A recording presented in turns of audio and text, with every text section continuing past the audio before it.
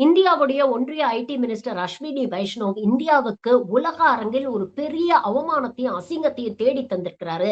அதனால அவர் தன்னுடைய பதவியை ராஜினாமா செய்ய வேண்டும் அப்படின்னு எதிர்க்கட்சிகள் இன்னைக்கு விமர்சனம் வச்சிருக்கிறாங்க. காரணம் இல்லாம இந்த விமர்சனத்தை வைக்கலங்க. டெல்லியில நடக்கக்கூடிய ஏஐ சம்மிட்ல கல்கோட்டியாஸ் யூனிவர்சிட்டி அப்படிங்கிற உத்தரப்பிரதேசை சேர்ந்த ஒரு பிரைவேட் யூனிவர்சிட்டி தங்களுடைய கண்டுபிடிப்பு அப்படின்னு சொல்லி ஒரு ரொபோட்டிக் டாக பிரசன்ட் பண்ணாங்க. ஆனா உண்மையிலேயே இது ஏற்கனவே சைனால கண்டுபிடிக்கப்பட்டது.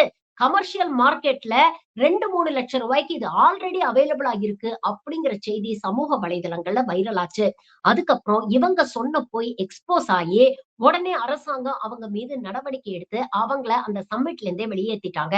ஆனா இது நடக்கிறதுக்கு முன்னால IT minister Ashwini Vaishnaw Galgotias university சொன்ன பொய்ய ஆதரிக்கும் வகையில் சோசியல் மீடியால அவருடைய அதிகாரப்பூர்வ வலைதள பக்கத்துல பதிவையே போட்டிருக்கிறாரு.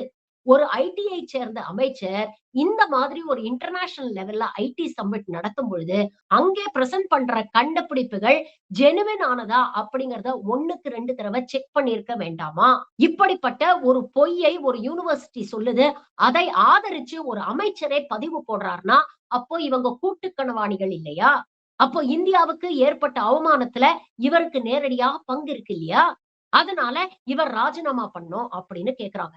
நியாயமான ஒரு கோரிக்கையா இல்லையா? உங்க கருத்துக்கள பதிவு பண்ணுங்க.